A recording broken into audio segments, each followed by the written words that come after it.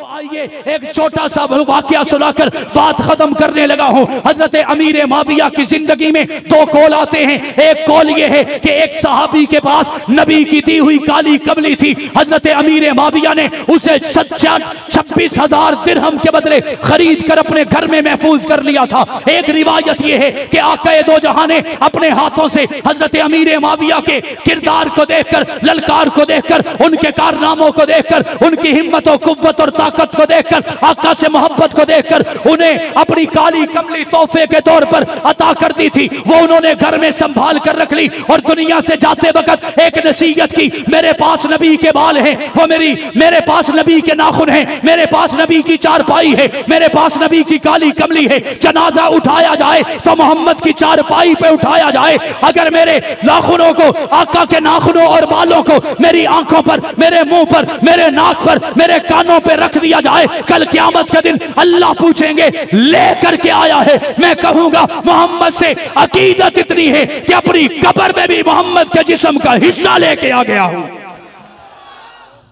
और आगे अगली बात जो मेरी असल बात है, वो जो काली कमली थी, हजरत अमीर माविया ने फरमाया कि जब मुझे कफन दे दो, उस कफन के ऊपर वो काली कमली बिछा देना। आखिर तक बोलेंगे। उन्होंने कहा कि काली कमली ली थी, ये चारों पाक हो गए। मैंने कहा मेरा दिल कहता है कि 10 मिनट के लिए, 5 मिनट के लिए, आधे घंटे के लिए नबी पाक ने उन्हें अपने आगोश में लिया होगा। आओ तुम्हें दिखाऊं, अमीर माविया 1400 साल से काली कमली में सोया हुआ है। आओ तुम्हें दिखाऊं, अगर काली चादर से कोई पाक होता है तो फिर हजरत अली की तरह अमीर माविया भी पाक हो चुका है, फातिमा की तरह अमीर माविया भी पाक हैं, हसन और हुसैन की तरह अमीर माविया भी पाक हैं। हमारे लिए यह सरोकार नहीं, हमारे लिए यह दलील नहीं। हम तो पहले कहते हैं नबी के चेहरे को देखने वाला, नबी की खुशबू को सूंघने वाला, नबी के कदमों में आने वाला, नबी का गुलाम बनने वाला, अगर कोई छोटे से छोटा बच्चा भी होगा हमारे माथे का झूमर ठहरेगा, अगर कोई बड़ा होगा वो हमारा इमाम ठहरेगा, हम उनके गुलाम ठहरेंगे। ठहरेंगे या नहीं ठहरेंगे? मैंने कहा इसी गुलामी में तो हक नवाज जंगवी उठा, ऐसे नहीं। यक जुबान होकर बताइए कि आप जंगवी वाले हैं। अभी भी कुछ लोगों के हाथ नीचे हैं, जरा सारे मिलकर कह दे वो हक नवाज।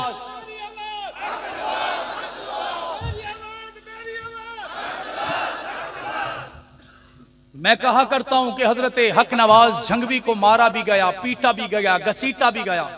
और मुझे एक वाकये की तस्दीक परसों हुई कि हजरत हक नवाज को जब मियां वाली की जेल में घसीट कर ले जाया जा रहा था, उनके हाथों पर कोई जोरदार चीज लगी और उनका बाजू टूट गया।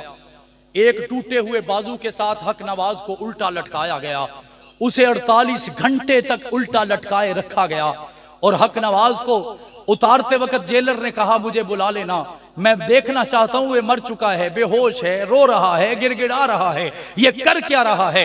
रब्बे काबा की कसम, हक नवाज के चेहरे को देखा, वो मुस्कुरा रहा था, वो मुस्कुरा रहा था और कह रहा था, मेरा विजदान कहते है वो कह रहा होगा कि ए जेलर साहब, मुझे 48 घंटे की बजाय अगर तुम 96 घंटे भी लटका दोगे मुझे कुछ नहीं होगा।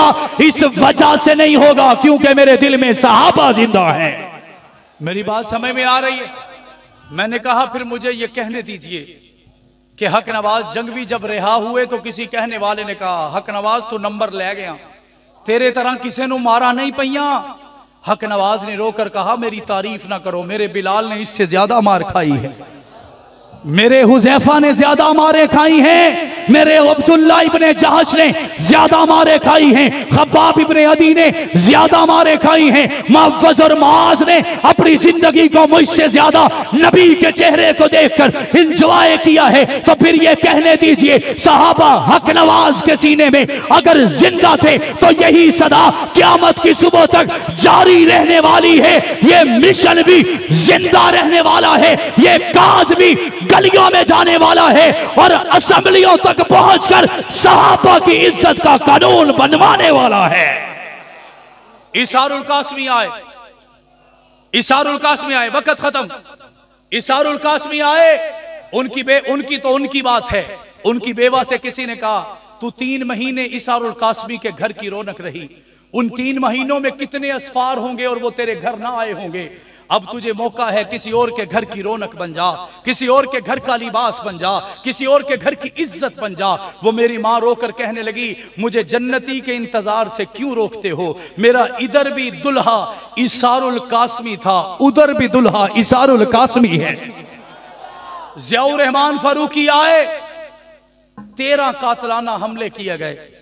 14वां कातलाना हमला लंदन के अंदर किया गया।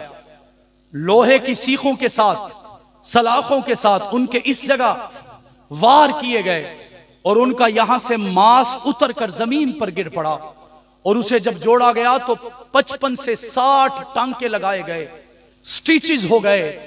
14 दिन तक मेरे वालिद बेहोश रहे। जब होश आने लगा तो किसी दोस्त ने कान में कहा फारूकी एक बारी उठ जा, तेनू पाकिस्तान नहीं जान देना, तेरे बच्चियां भी इत्थे बुला लेना है, इंग्लैंड च रहणगे, तेरे सारे घर का खर्चा चक्कांगे।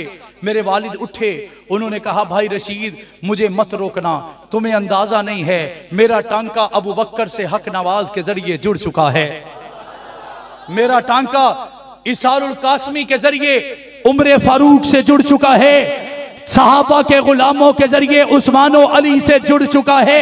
अब तो मैं ऐलान कर चुका हूं ये मौत का ये जो अंधोनाक वाकया पेश आया है, इसके बाद तो मेरे जज्बात और भी मजबूत हो चुके हैं और मैं ऐलान कर रहा हूं आज के बाद ज़ियाउर रहमान फारूकी के कदम भी हक नवाज के लिए होंगे, कदम भी हक नवाज के लिए होगा, जवानी भी हक नवाज के लिए होंगे, खिताबत भी हक नवाज के लिए होंगे और हक नवाज के जरिए सहाबा के चर्चे करता रहूंगा।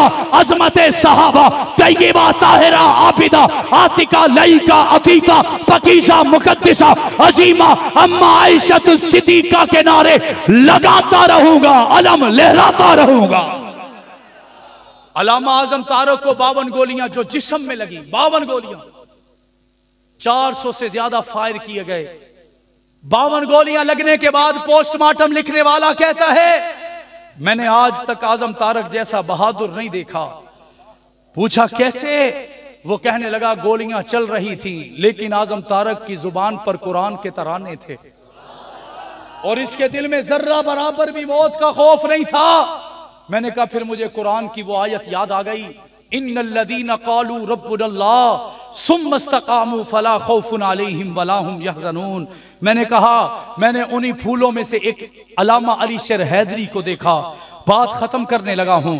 उन्हें किसी आम बंदे ने, आम कारकुन ने एक मजाक कर दिया लेकिन अल्लाह का वली था, बात दिल पे ले गया। उसने कहा हक नवाज जंगवी जन्नत दे उत्ते वाले पोर्शन होने ने, कासमी साहब भी उत्ते होने ने, फरूकी साहब भी, आजम साहब भी, सारे शहीद उतले पोर्शन ते होने ने ते ए हैदरी साहब तुहाडा जन्नत ते दर्जा घट होना है। अली शेर हैदरी ने पूछा क्यों?